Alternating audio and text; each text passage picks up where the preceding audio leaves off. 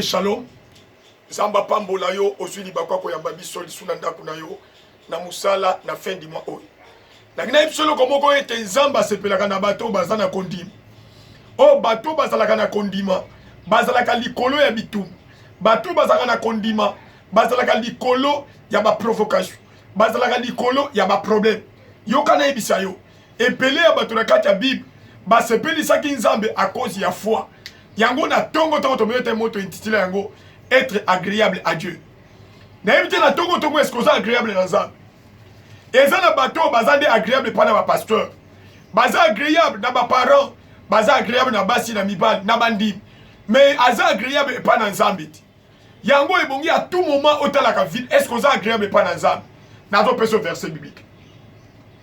Nazo peso verset biblique. Na Hébreux chapitre 11.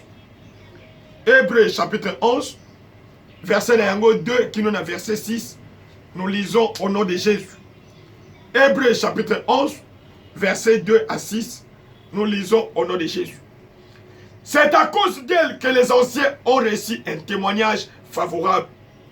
Par la foi, nous comprenons que l'univers a été formé par la parole de Dieu, de sorte que le monde visible n'a pas été fait à partir des choses visibles. C'est par la foi qu'Abel a offert à Dieu un sacrifice plus grand que celui de Caïn. C'est grâce à elle qu'il a été déclaré juste, car Dieu a prouvé ses offrandes, et c'est par elle qu'il parle encore bien qu'étant mort. C'est à cause de sa foi qu'Enoch a été enlevé pour échapper à la mort, et on ne l'a plus retrouvé parce que Dieu l'avait enlevé. Avant d'être enlevé, il avait en effet reçu le témoignage qu'il était agréable à Dieu. Or, sans la foi, il est impossible d'être agréable à Dieu. Car il faut que celui qui s'approche de lui croie que Dieu existe et il récompense ceux qui le cherchent. Amen. Bien-aimé, ma commune dans un mélodie était Bampaka. Bazui témoignage à cause de Kondi. Okoyi ko sepeli sans embêter ce qu'on a Kondi. Bien-aimé, yokane bisayo. Ma commune dans un mélodie, on vous fera la guerre. Mais si tu as la foi, tu auras la victoire. Et belé à Batunakat la Bible, ba vivre sengo à cause à Kondi. Bazalagi agréable pas dans un. Moto azalagi agréable pas dans un, bien aimé. Atamo la kana misu fema atamo la kana Kondi. C'est-à-dire, si quand Makambo batoazo le melo kwezali, ya azo le melo kwezali. Moto atamo la kana Kondi. Azana vimoko ezana risque. C'est-à-dire, azo mona Makambo loko la batuti. Azo tala Makambo loko la batuti. Parce qu'aza ko sepelisa nzambe. Bato ba sepelisa nzambe bien aimé, bazalaka bato na Kondi. Et puis lobi sans la foi, il est impossible de lui être agréable. Lelo Makambo mingi suki na vie ya bato. Parce que bato ba sepelisa nzambe. Bazo sepelisa nde bato. Balingi ko sala loko la bato. Yo kana ebisa yo. Okoyi ko zana na Makambo nyonso. Bien aimé, soko to sepelisa nzambe, okomona loko la bato.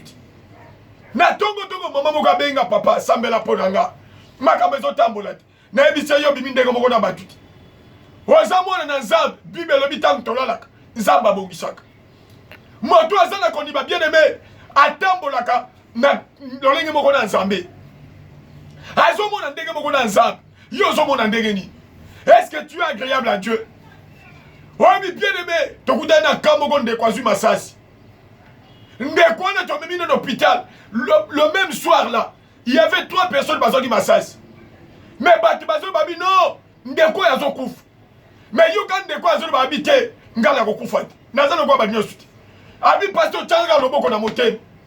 To simbe na motema, to yebisi nzana, oya ko pesa bomoi. Bien aimé tant aussi prier, moto liboso akufi.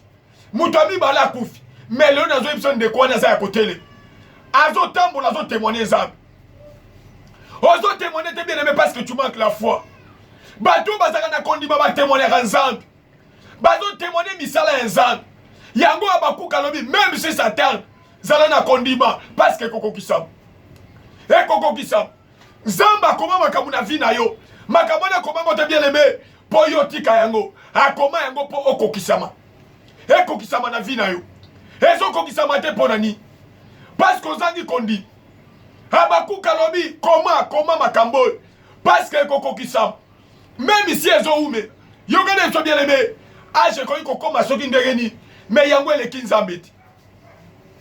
Nzambe azali ko na ba age. Azali kolo bien aimé na bitumbo bazali ko imposer. Azali likolo na bato bazo bundisa yo. Nzambe azali kolo na bango. Yogane ebisa yo. Soki na tongo zana kondima bien aimé. Okolo baloko la bangoti. Okolo baloko la bangoti. Ndenge nzambe alobi na Jérémie alobi ete yo kokende pa na bango de bakoye pa na yo. Parce qu'on vivre na ba témoignage na tongo bien aimé na zo sakola na vie na yo. Zongo pa na nzambe ozo témoignage. Zongo pa na nzambe ozo témoignage. Oyebi to bondeli po na mama na boti def na césarienne. Alobi akobota lisusu te. Parce qu'azo banga kobota na césarienne. To ebisi ete mama lobeza leloti. Maman azui zen azo banga. Mais ton bon délit pour de bien aimé, aboti normal. Ah, le baï papa, nzoka bakosa la mission na ba médecin. Non, le lo ba toto cha foi na ba médecin mais na nzambeti. Azo yoko batu bazolo. Na zo na tongo bien aimé, oye ba ete Dieu est vivant. C'est lui qui a fait la promesse et fidèle. Soki nzamba la ka yoko bien aimé, yeba ete il y a un temps et lo kwane kokokisa. Nazo personne deuxième verset biblique. Nazo personne deuxième verset biblique. Est-ce que la tongo aux agréables pas l'ensemble? Nombre, chapitre 14. Nombre 14. Tozo na verset na yango 5. Kilo na verset na yango 14. Nombre 14, verset 5 à 14, nous lisons au nom de Jésus. Moïse et Aaron tombèrent le visage contre terre devant toute l'assemblée réunie des Israélites. Membres de l'équipe qui avait exploré le pays, Josué fils de Nun et Caleb fils de Jephunneh déchirèrent leurs vêtements et dirent à tout l'ensemble des Israélites: le pays que nous avons parcouru pour l'explorer est un pays très bon, excellent. Si l'Éternel nous est favorable, il nous y conduira et nous les donnera. C'est un pays où coule le lait et le miel. Seulement, ne vous révoltez pas contre l'Éternel et n'ayez pas peur des habitants de ce pays. Car nous ne ferons d'eux qu'une bouchée. Ils n'ont plus de protection et l'Éternel est avec nous. N'ayez pas peur. Amen. Batini besio nakata kanaba kene ko explore. Balobi était bien aimé. Bakomi kuna bakuti réellement mboka wana mboka kitoko. Il y avait des fils d'Anak. Balobi était le peuple, c'est un peuple puissant. Yoganega bi solo na 13, chapitre 13. Yoganega bi solo. Chapitre 13 verset 27 à 30. Yoganega bi. Voici ce qu'il racontait à Moïse. Nous sommes allés dans le pays où tu nous as envoyés. C'est vraiment un pays où coule le lait, le miel. Et en voici le fruit. Mais le peuple qui habite ce pays est puissant. Et les villes sont fortifiées, très grandes. Nous y avons vu des descendants d'Anak. Les Amalécites habitent la région du sud.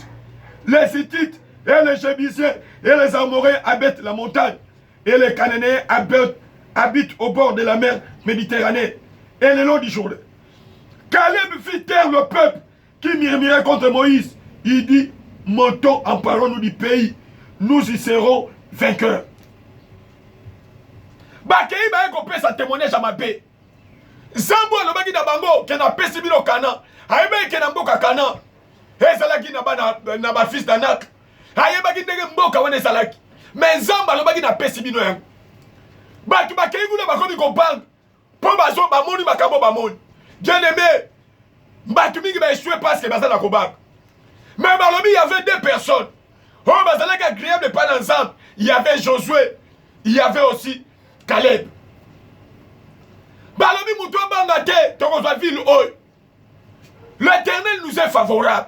Bien aimé ce matin, si tu es agréable à Dieu, est-ce que nous m'attendons qu'on a dit ça qu'on peut s'amener yo.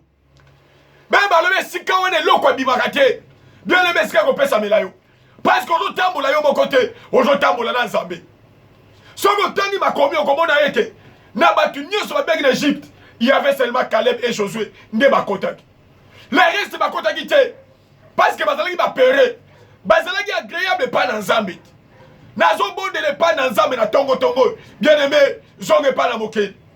bato bazalaka agréable pa na nzambe batelekemelaka mabe na kati ya famille na lopango na quartier même na église batelemelaka mabe batelemelaka mabe mpo nzambe akolaboraka na mabe te balobi ete kale bakangisi bango munoko alobi bokanga munoko biso tokozwa ville oyo parce que nzambe aza mpo na biso na tongo toko bien ebe nzambe aza mpo na yo ozobanga mpo na nini ozobanga mpo na nini balobi ntango bapesi témoignage oyo Moïse apasoli bilamba ye na Aron komona ndenge ni nzambe alobi me bato batombokeli nzambe bien ebe yoka nayebisa yo nzambe akotikala nzambe meme otombokeli ye akotikala nzambe.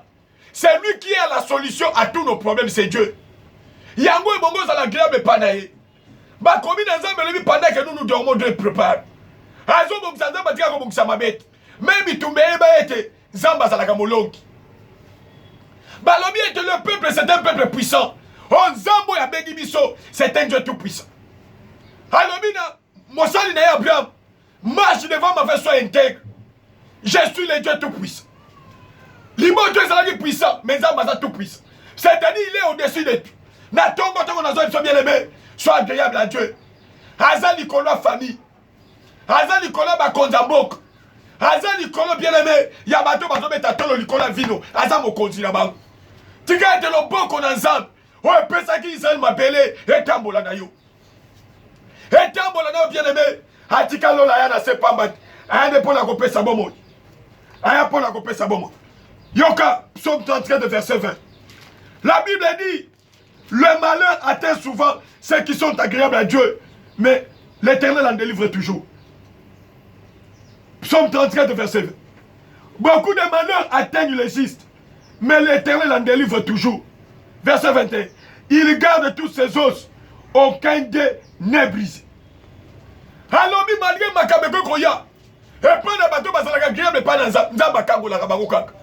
C'est-à-dire Dieu peut laisser batuma saloma pe mais azalaka mutu ya suka yango toyembaka moto ya suka asimbi ba moinanga soki nzamba simba ba ono bien aimé okoyi kobanga ti zala agréable epai na ye na kombo na Yesu amen.